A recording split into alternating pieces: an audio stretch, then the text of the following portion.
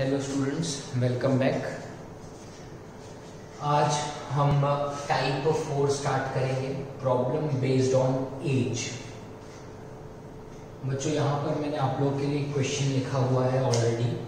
Question मैं read करता हूँ आपके लिए। If twice the son's age in year is added to father's age, the sum is 70। ये जो पहला स्टेटमेंट है बच्चों, इसमें ये लिखा गया है कि अगर सन की एज का ट्वाइस करो और उसे फादर की एज में ऐड करो तो उसका सम 70 आएगा। इससे आपकी फर्स्ट इक्वेशन मिलेगी बच्चों। वैसे ही if twice the father's age, अगर फादर की एज का ट्वाइस कर दो, दोगुना कर दो और उसे सन की एज में ऐड कर दोगे तो सम आएगा 95। ये आपकी सेकेंड इक्वेशन बनेगी। आपको कहा गया है find the age of father and सन।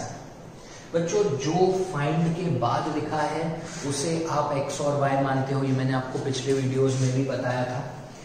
आपको ये कहा गया है कि आपको फादर और सन दोनों की प्रेजेंट एज ढूंढनी है, तो आप मान लें let the present age of father be x and let the present age of son be y। आपने फादर की एज को x मान लिया है बच्चों और सन की एज को y मान लिया है। अब जो पहला स्टेटमेंट है twice the son's age, son की एज का दोगुना, सन्स एज का twice the son's age in year is का मतलब होता है बच्चों equal to added to father, sorry इसमें सन्स एज का twice is added to father's age, तब आपको इनका सम मिलेगा 70। हमें पता है बच्चों फादर की एज को हमने x माना है, सन की एज को हमने y माना है। 2y plus x equals to 70। इसे अगर फॉर्मेट में लिखें तो x plus 2y equals to 70। ये आपकी इक्वेशन नंबर 1 हो गई अकॉर्डिंग टू क्वेश्चन। वैसे ही बच्चों सेकेंड इक्वेशन ये नेक्स्ट स्टेटमेंट से आपको मिलेगी। If twice the father's as, twice यानी 2 into father's age is added to son's age, तब आपको इनका सम 95 मिलेगा। इससे आपको सेकंड इक्वेशन मिलेगी। 2 फादर की एज को आपने x माना है, सन की एज को आपने y माना है, इक्वल्स टू 95। ये आपकी इक्वेशन नंबर 2 हो गई। अब आप चाहे इसे किसी भी मेथड से सिंप्लीफाई कर सकते हैं बच्चों। सपोज हम यहाँ पर फिर से एलिमिनेशन मेथड का यूज करें। एलिमिनेशन मेथड का अगर आप यूज करते हो तो आपके पास फिर से दो इक्वेशन है। x plus 2y equals to 70, 2x plus y equals to 95। आपकी मर्जी बच्चों, आपको जिस वेरिएबल को एलिमिनेट करना है उसके कोएफिशिएंट सेम कर दीजिए। सपोज मैं x को एलिमिनेट करूं तो पहली इक्वेशन में हमने 2 इंटू किया है, दूसरी इक्वेशन में हमने 1 इंटू किया है। आप ऑब्जर्व करें बच्चों यहाँ पर 2x plus 4y equals to 140, 2x plus y equals to 95। आप देख सकते हैं x के कोएफिशिएंट सेम हो गए, साथ ही उसके आगे के अरिथमेटिक साइन भी सेम है। तो आप सब्ट्रैक्शन करेंगे, सब्ट्रैक्ट करेंगे तो नीचे वाली इक्वेशन के सारे साइन ऑपोजिट हो जाएंगे। Minus minus minus, 2x minus 2x cancel हो गया, 4y माइनस y आपको देगा 3y is equal to 140 minus 95 will give you 45, y equals to 45 upon 3 and this will give you 15। तो बच्चों अब y की वैल्यू 15 आ चुकी है। अब ये y की वैल्यू आप सब्स्टिट्यूट कीजिए किसी भी एक इक्वेशन में, चाहे पहली में चाहे दूसरी में। Putting y equals to 15 in equation 1 में पुट कर देते हैं बच्चों।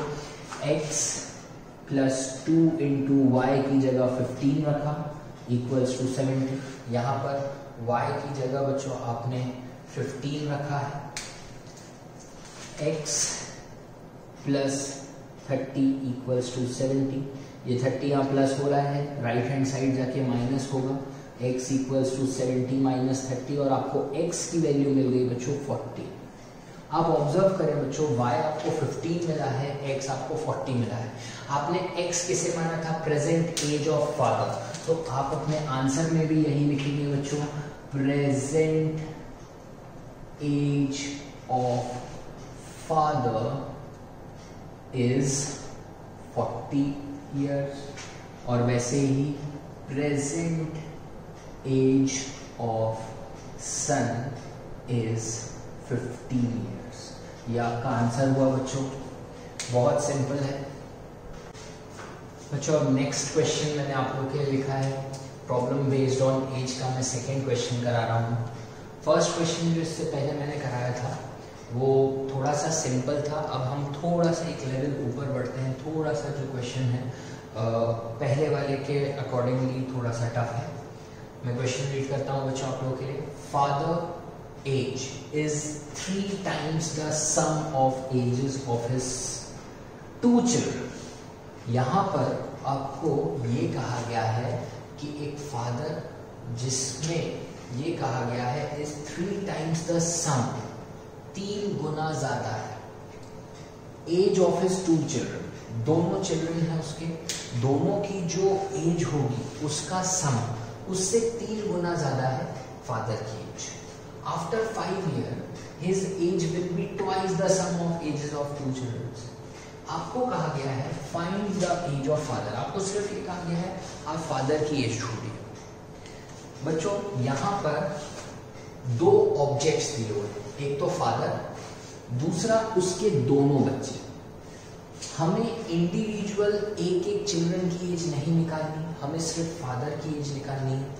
हम मान लेते हैं कि let the age of father be x। हमें इंडिविजुअल्स बच्चे की एज नहीं निकालनी है, तो हम मान लेते हैं let the age of 2 children be y। जो आपको दोनों चिल्ड्रन की एज का सम कहा गया है उसे मैं y मान लेता हूं, और फादर की एज को मैं x मान लेता हूं।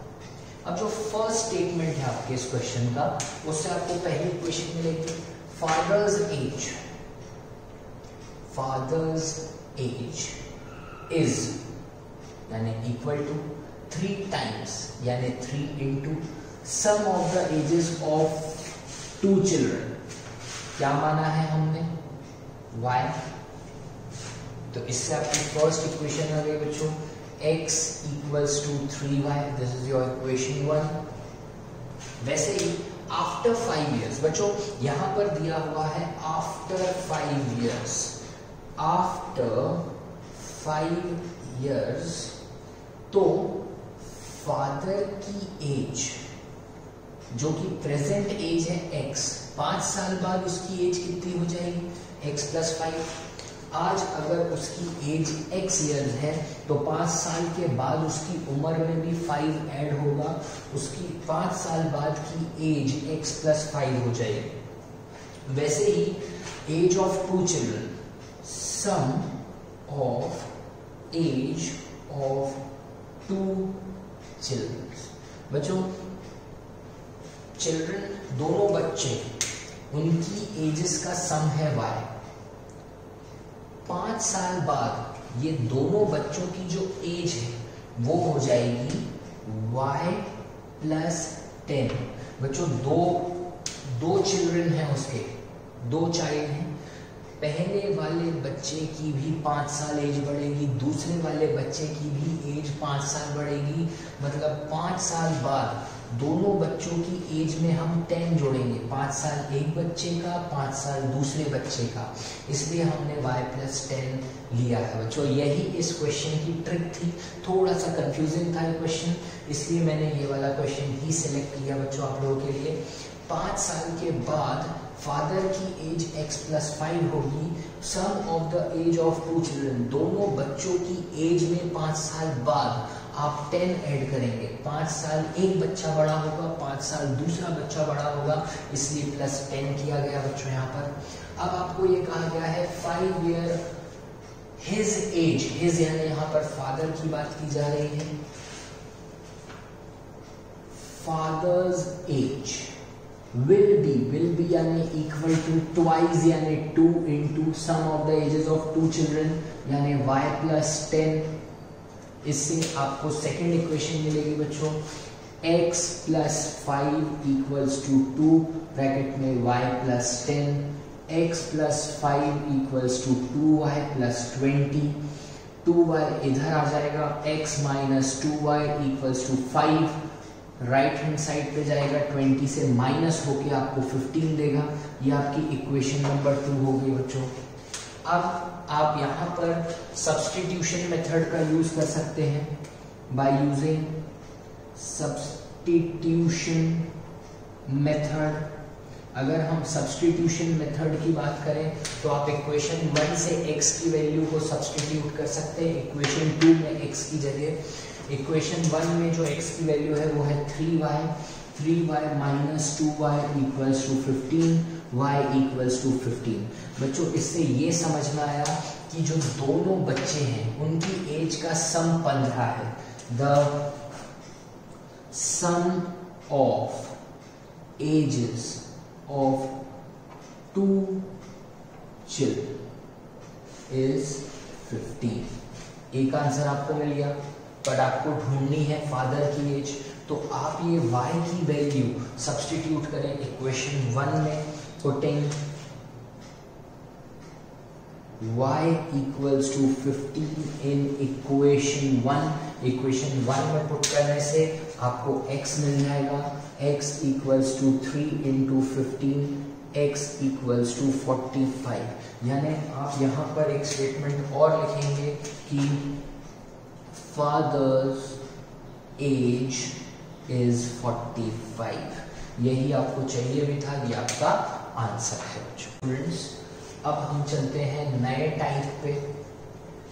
टाइप 5 है बच्चों, problem based on time, distance and speed.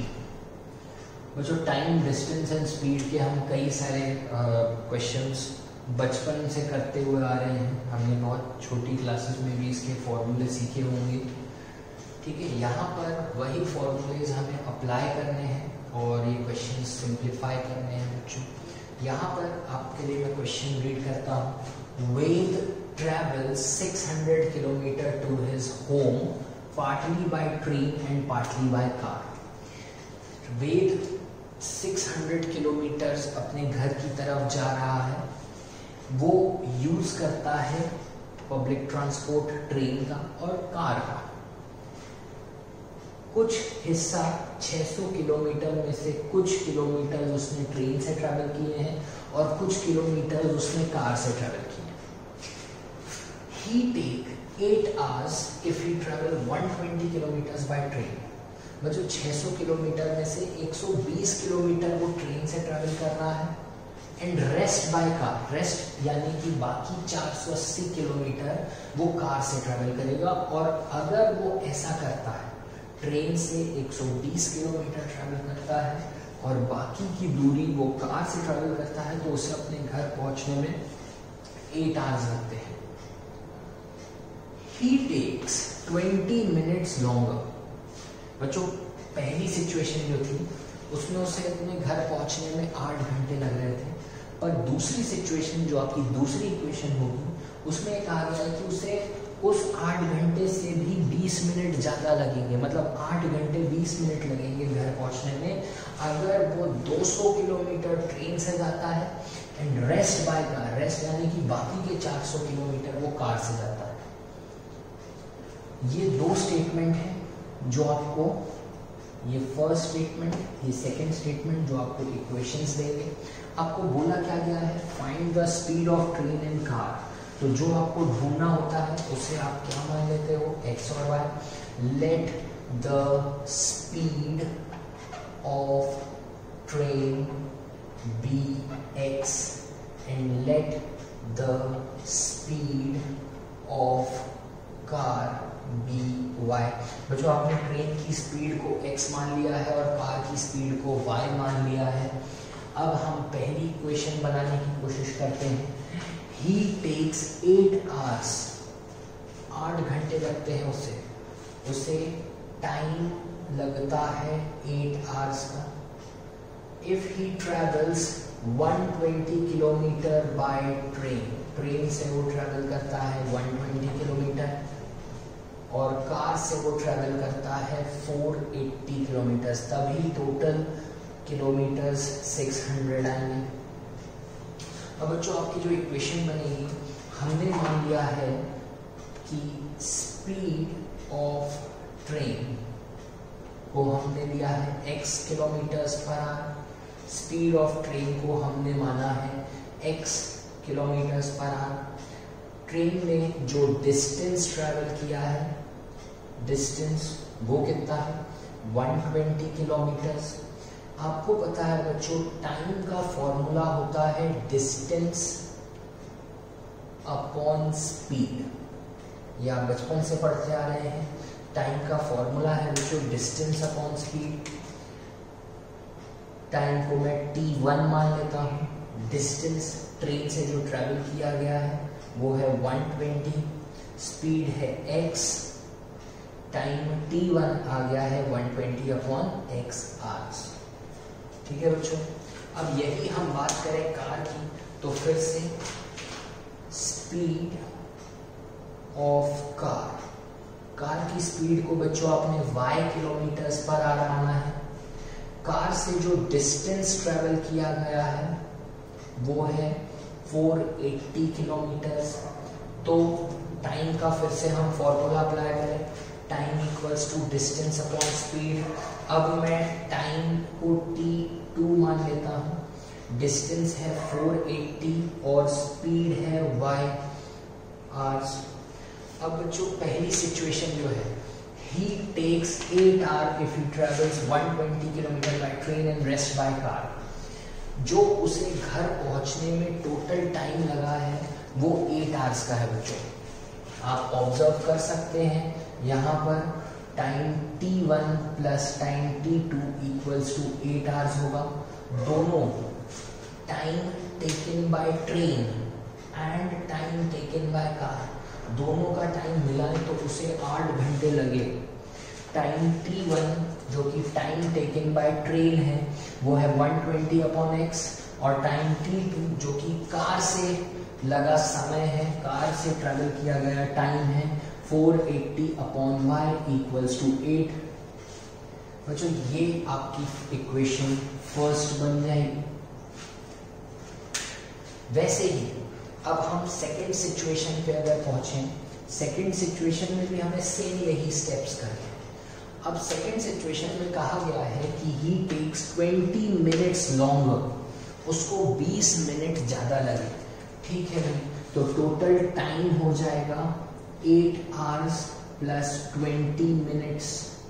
अगर हम मिनट्स को आवर्स में कन्वर्ट करें तो हमको पता है बच्चों 1 minute equals to 1 minute equals to 1 upon 60 hours. तो 20 minute equals to 20 upon 60 hours. तो बच्चों जो आपको टोटल टाइम लगा है वो लगा है 8 1 अपॉन 3 आवर्स। ये आपका टोटल टाइम हो गया इन सिचुएशन नंबर सेकेंड। अब यहाँ पर जो आपको ट्रेन से दिया गया है, ट्रेन का जो डिस्टेंस है, ट्रेन का जो डिस्टेंस है वो है 200 किलोमीटर। ट्रेन से जो ट्रैवल किया गया है 200 किलोमीटर ट्रैवल किया गया है। ट्रेन की स्पीड को आपने माना है x किलोमीटर्स पर। तो आपको जो टाइम लगा, टाइम t1, जो आपको बच्चों टाइम t1 लगा है वो है 200 अपॉन x आवर्स। अब वैसे ही कार का डिस्टेंस, कार का जो डिस्टेंस है वो 400 किलोमीटर्स है, स्पीड है y किलोमीटर्स पर आवर जो हमने इसे सपोज किया है। टाइम t2 हो जाएगा डिस्टेंस अपॉन स्पीड यानी 400 अपॉन y। अब टाइम t1 और t2 दोनों टाइम्स को अगर ऐड किया जाए तो आपको मिलेगा 8 1/3, दोनों टाइम को ऐड करने पर 8 1/3 मिलेगा। फिर टाइम t1 की जगह आपने उसकी वैल्यू सब्स्टिट्यूट की 200/x, वैसे ही टाइम t2 की जगह आपने लिखा 400/y जो कि आएगा 8 1/3। अब बच्चों ये हमने सीखा था पिछले वीडियोस में भी कि अगर x और y डिनोमिनेटर में है तो आप डमी वेरिएबल का यूज करेंगे, जैसे कि 1/x को आप मान लीजिए a, 1/y को आप मान लीजिए b, तो first equation will be converted into 120a plus 480b equals to 8।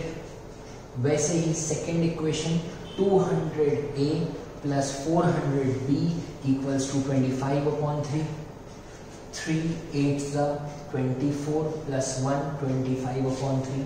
अब बच्चों हमें a को एलिमिनेट करना है तो हमने दोनों के कोएफिशिएंट्स को सेम किया। फर्स्ट इक्वेशन को हमने 5 से मल्टीप्लाई किया और सेकंड इक्वेशन को हमने 3 से मल्टीप्लाई किया। हमारे पास ये दो इक्वेशंस आ गई जिसमें a का कोएफिशिएंट सेम है 600 और 600। हमने देखा दोनों के साइन सेम थे, सबट्रैक्ट किया, 600a माइनस 600a कैंसिल हो गया। 2400 minus 1200 will give you 1200b, 40 minus 25 will give you 15। आपको b की वैल्यू मिल गई बच्चों 15/1200। हमने b को स्टूडेंट्स एक लास्ट टाइप और है बच्चों इसमें pair of linear equation two variable के जो वर्ड प्रॉब्लम्स है उसका लास्ट टाइप 6th टाइप जो है that is problem based on upstream and downstream. बच्चों यहाँ पर एक क्वेश्चन आपको मैंने दिया हुआ है, पर इससे क्वेश्चन रीड करने से पहले बच्चों अपस्ट्रीम और डाउनस्ट्रीम का बिल्कुल बेसिक कंसेप्ट मैं आपको समझाऊंगा। बच्चों अपस्ट्रीम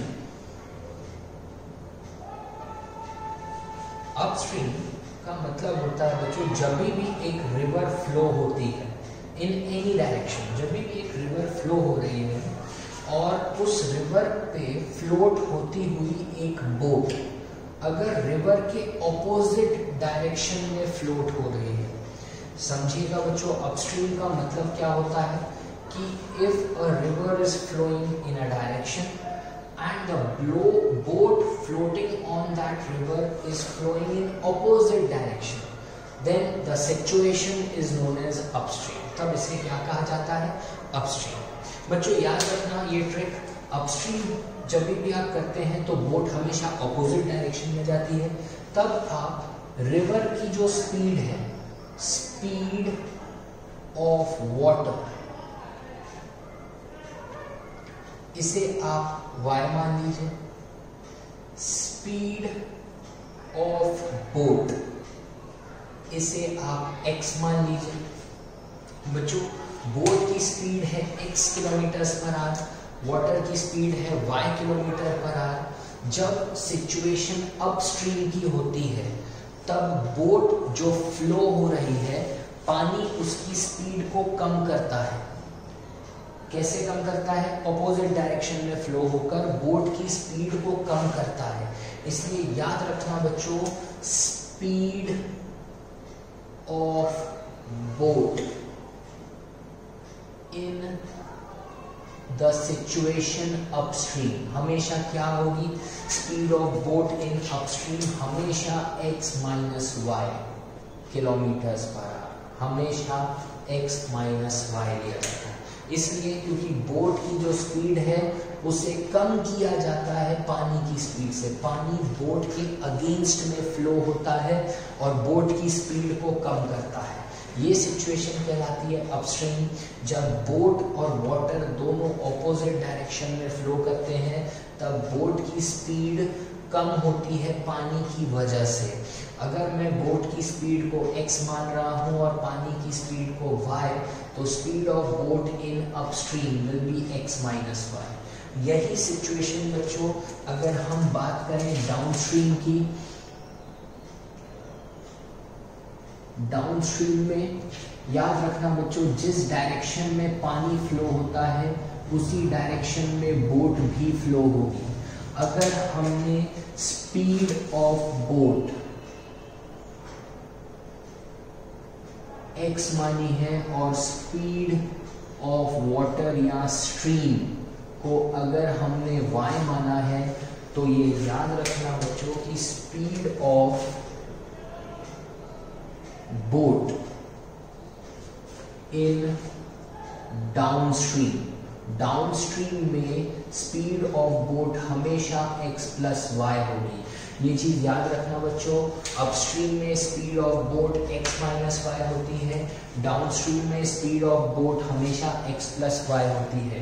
अगर बोट और स्ट्रीम यानी पानी एक ही डायरेक्शन में जा रहे हैं तो बोट की स्पीड में पानी की स्पीड ऐड हो जाएगी x प्लस वाई।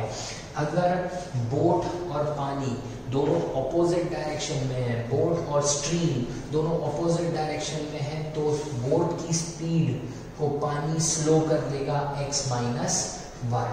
ये चीज बच्चों बेसिक कंसेप्ट है अपस्ट्रीम और डाउनस्ट्रीम का। इसे हम अप्लाई करेंगे अपने क्वेश्चन में।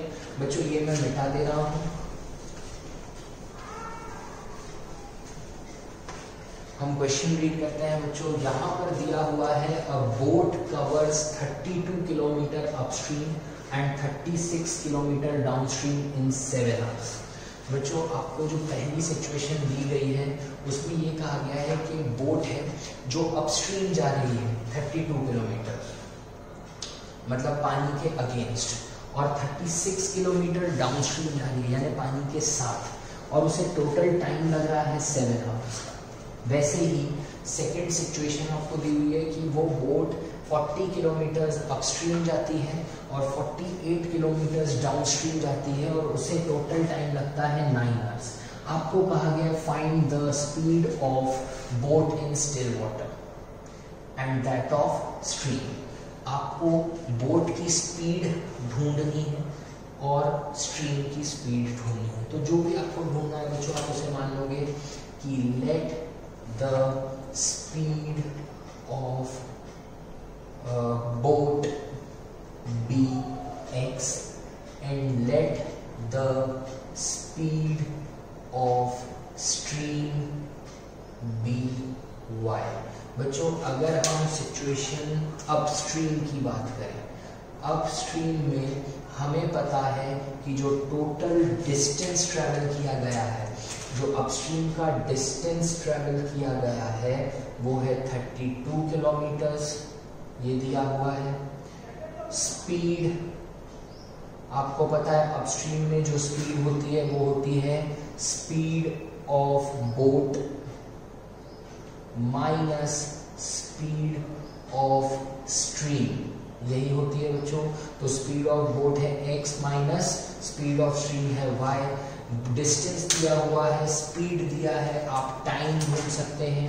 टाइम का आपको फॉर्मूला पता है, डिस्टेंस अपॉन स्पीड यानी 32 अपॉन x माइनस वाई।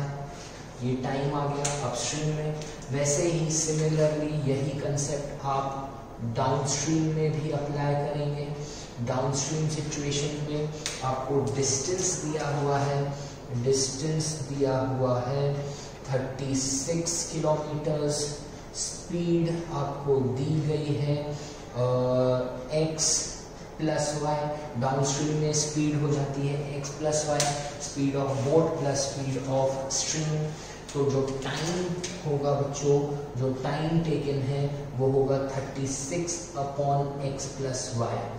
अब बच्चों अगर आप पहला स्टेटमेंट रीड करेंगे तो अपस्ट्रीम और डाउनस्ट्रीम का जो टोटल टाइम है दैट इज 7 आवर्स।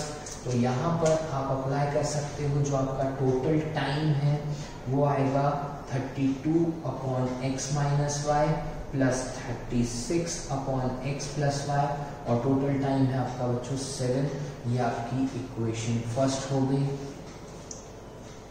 सिमिलरली जो आपका सेकंड स्टेटमेंट है बच्चों, उसमें भी यही चीज हम अप्लाई करें।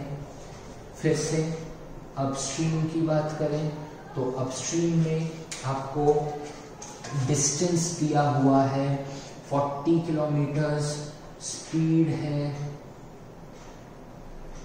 x minus Y. तो जो टाइम होगा बच्चों वो होगा डिस्टेंस अपॉन स्पीड। वैसे ही बच्चों सिमिलरली डाउनस्ट्रीम की बात करें, डाउनस्ट्रीम का जो कंसेप्ट है उसमें भी आपको डिस्टेंस दिया हुआ है 48 किलोमीटर्स। स्पीड डाउनस्ट्रीम में होती है x plus y, speed of boat plus speed of stream. तो जो टाइम है वो होगा डिस्टेंस अपॉन स्पीड। बच्चों अब इन दोनों का टोटल टाइम आपको 9 आवर्स दिया है, तो यहाँ से आपकी सेकंड इक्वेशन बन जाएगी। टाइम जो पहला है अपस्ट्रीम का 40 upon x minus y plus time of downstream 48 upon x plus y, और ये आपको दिया है 9। ये आपकी इक्वेशन नंबर 2 बन गई बच्चों। अब हमें पता है अगर x और y if they are in denominator तो आप डमी वेरिएबल लेंगे, let 1 upon x minus y be a and let 1 upon x plus y be b. तो बच्चों आपने 1 अपॉन एक्स माइनस वाई को a ले लिया है, 1 अपॉन एक्स प्लस वाई को b ले लिया है। इक्वेशन 1 में अगर सब्सटीट्यूट करें तो 32a plus 36b equals to 7। वैसे ही 40a plus 48b equals to 9। अब यहाँ पर बच्चों आपके पास दो इक्वेशंस हैं जिसमें आपको दो वेरिएबल दिए हुए हैं a और b। इसे आप किसी भी मेथड से सिंप्लीफाई करें। सपोज हम यहाँ पर फिर से अप्लाई करते हैं एलिमिनेशन मेथड। हम अगर a को एलिमिनेट करें बच्चों तो a को एलिमिनेट करने के लिए हम इसके कोएफिशिएंट्स को सेम करेंगे। सपोज हम इसे मल्टीप्लाई करते हैं 40 से और इसे मल्टीप्लाई करते हैं 32 से।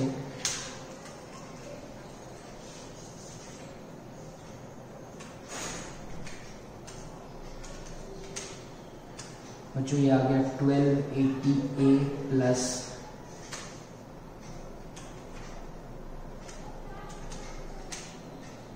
1440b equals to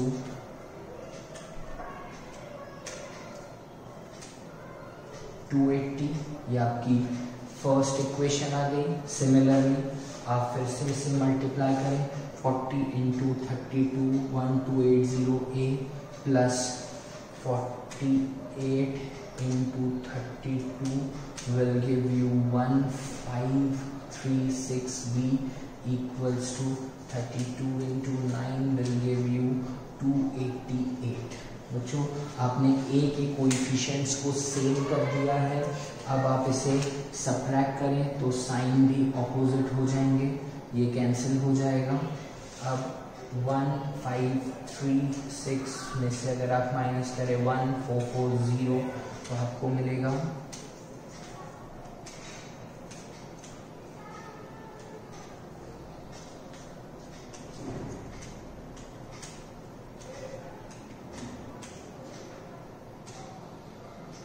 -96b। 280 minus 288 will give you -8। Minus minus cancel हो गया बच्चों। b की वैल्यू आ गई 8/96। b को आपने माना था 1 अपॉन एक्स प्लस वाई। तो बच्चों रेसिप्रोकल करने पर x plus y equals to 96/8। 8 1 8 12। तो x प्लस वाई आ गया बच्चों 12। ये आपकी इक्वेशन नंबर 3। अब इसी के आगे बच्चों आप ये b की वैल्यू सब्स्टिट्यूट कीजिए इस इक्वेशन में b की जगह, तो आपको a मिलेगा और a को आप फिर से सब्स्टिट्यूट करेंगे 1 अपॉन एक्स माइनस वाई से। फिर ऐसे ही आपको इसे सिंप्लीफाई करना है और x और y की वैल्यू आ जाएगी बच्चों।